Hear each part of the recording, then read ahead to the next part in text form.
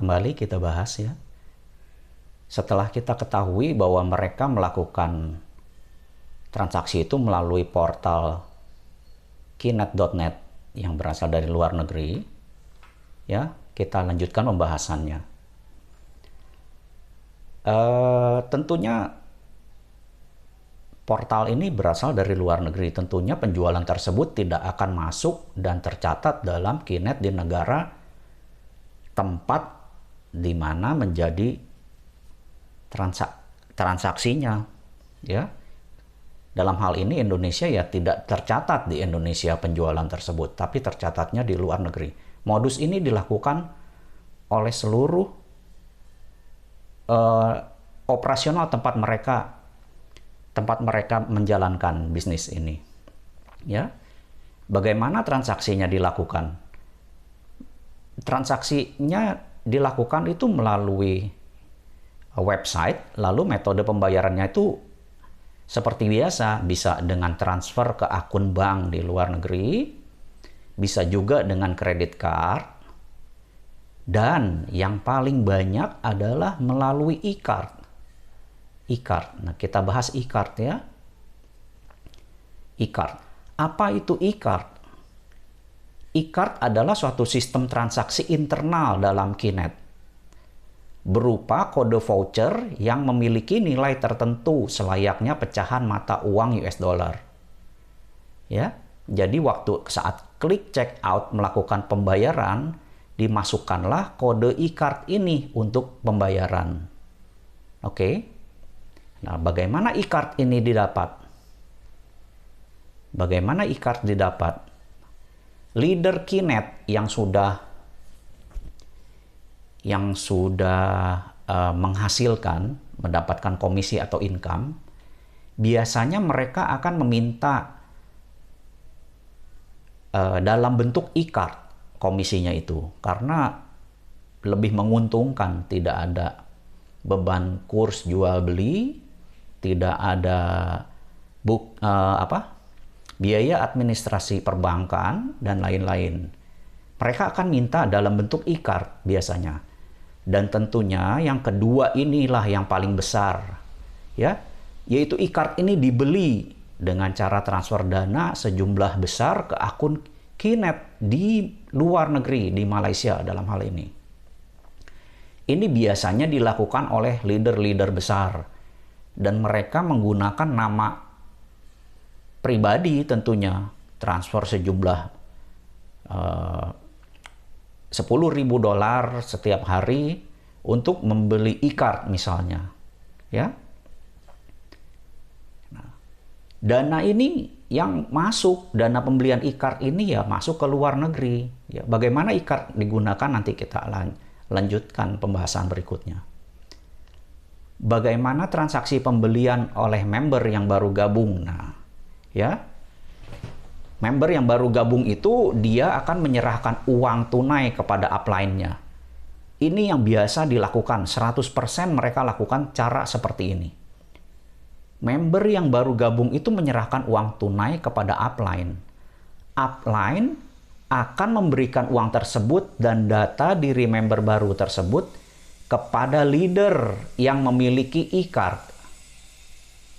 Ya mungkin upline ke upline-nya lagi yang sampai yang memiliki e-card dan paham untuk melakukan transaksi. Tidak semua leader itu bisa melakukan transaksi, mereka tidak paham. Yang paham itu biasanya adalah leader-leader besar.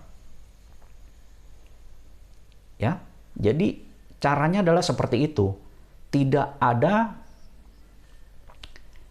implikasinya adalah uang tunai dari member baru itu diterima oleh upline, lalu diberikan kepada leader. Dalam hal ini tidak ada uang yang ditransfer atau disetorkan pada akun bank Kinet di Indonesia. Tidak ada. Hal ini pernah terjadi di Lumajang, ya. Bapak Arsal Sahban itu selaku Kapolres waktu itu kesulitan melacak transaksi PPATK untuk transaksi pembelian ini. Ya karena memang tidak ada sama sekali pembelian yang masuk ke Kinet Indonesia. perusahaan hanya sebagai boneka lokal saja. Ya. Perusahaan Kinet Indonesia tidak menerima uang sepeser pun dan juga tidak menjual produk apapun atas transaksi tersebut. Uang diterima oleh Kinet di Malaysia dengan dipakainya e-card untuk pembelian produk tersebut. Ya, tentunya yang mencatat transaksi penjualan adalah Kinet di Malaysia. Nah, sedangkan produknya akan diserahkan kepada member baru tersebut melalui Kinet Indonesia.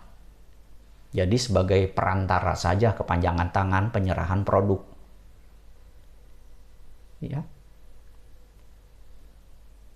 Yang terakhir implikasi dari transaksi ini adalah tidak ada unsur perpajakan dengan mekanisme seperti ini, seperti pajak pertambahan nilai PPN, ya, pajak penghasilan 21 dari leader yang menerima income atau komisi besar itu, karena cara bypass antar negara ini. Ya. Lantas bagaimana Kinet Indonesia bisa hidup kalau transaksinya seperti itu? Ya.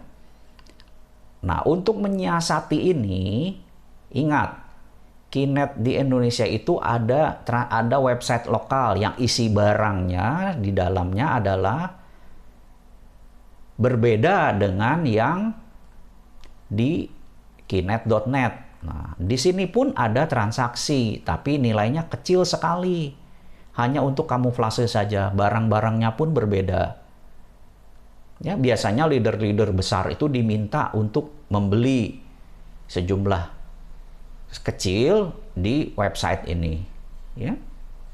Nah, dan lalu untuk menunjang biaya operasional kantor di Indonesia, setiap bulan dikirimkanlah sejumlah dana dari Malaysia hanya untuk membiayai operasional. Ya. Jadi perusahaan Kinet Indonesia itu hanya boneka, tidak melakukan penjualan transaksi. Yang mereka promosikan, semua mempromosikan itu kinet.net. Itu yang dipromosikan. Ya. Nah, berikut ini catatan penting untuk praktek-praktek seperti ini. Praktek ini sudah dilakukan sejak awal tahun 1999 sampai sekarang. Bagaimana mereka melarikan uang-uang pembelian rakyat kecil kita yang penuh tipu muslihat. Ada yang disuruh menjual sawah, sapi, kambing, apa untuk masuk ke dalam skema piramida ini. Ya, uangnya itu dibawa larinya ke luar negeri seperti ini caranya. Ya, diduga sudah lebih dari 20 triliun. Ini diduga sudah lebih dari 20 triliun dana masyarakat kecil pedesaan di Indonesia yang dibawa lari keluar. Untuk pihak berwenang, ada sedikit himbauan bagaimana perusahaan di Indonesia yang tetap merugi selama 20 tahun lebih beroperasi, tapi masih bisa tetap eksis. Aneh bukan? Beginilah patgulipat yang masih terus dilakukan sampai saat ini. Jika mengalami permasalahan hukum, nah, banyak sekali mereka itu tersandung hukum dari zaman Gold Quest, Questnet, Kinet. Nah, yang maju ini adalah